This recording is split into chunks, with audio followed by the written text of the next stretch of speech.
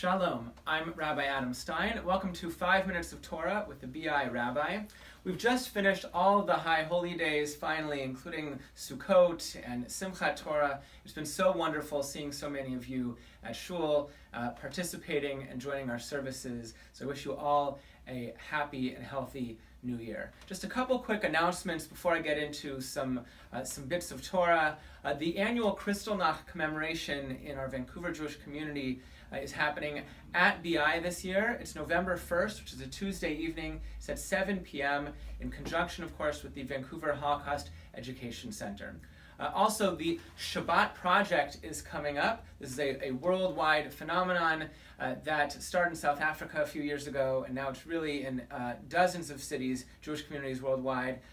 The annual community-wide challah bake that we do as a part of the Shabbat Project is also going to be hosted at BI this year, and that's at 6:30 p.m. on Thursday, November 10th.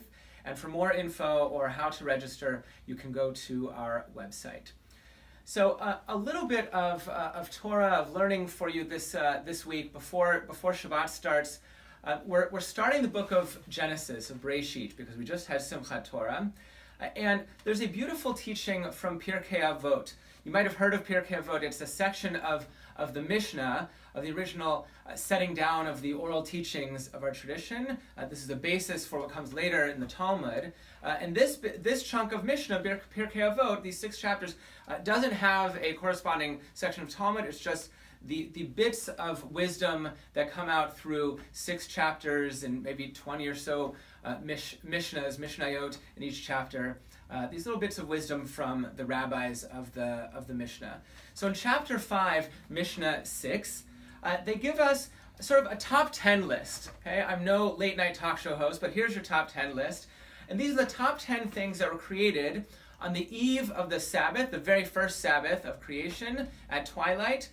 Sort of like they're things that are outside of the natural order of things. Rabbi Jonathan Sachs says they're programmed into nature at the outset, at least according to the rabbis in the Mishnah or the oral tradition that preceded them. And I've put them together in a nice little sheet. And so if you want a copy of this to peruse at home, if it sounds exciting enough in the next couple of minutes, you can look on our website or our Facebook page.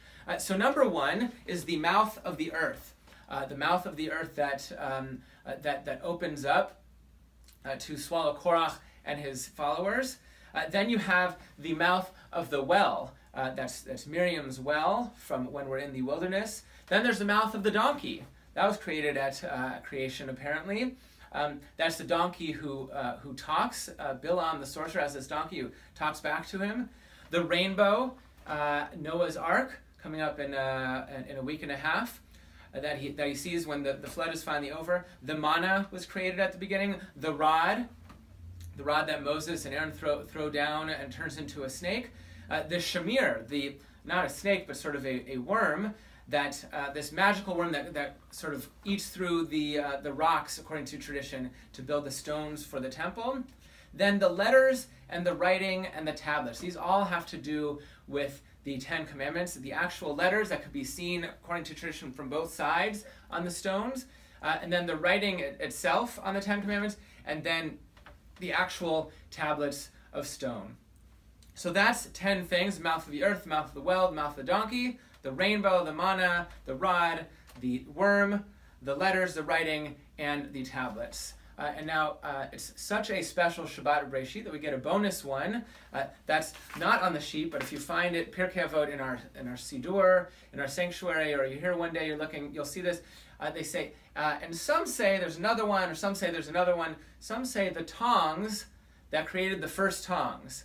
Okay, if you're koshering things on Pesach, you need some tongs. Well, I need to go find some tongs that are kosher so I can kosher the other tongs that I'm going to use to kosher. So when God's making things, creating things, using tongs to create them, where did the first tongs get created? Well, those were created outside the natural order of things, like the rainbow and the manna. So enjoy your top 10 list for the week. And again, go to our website or our Facebook page if you want to grab one of these sheets yourself. Shabbat Shalom.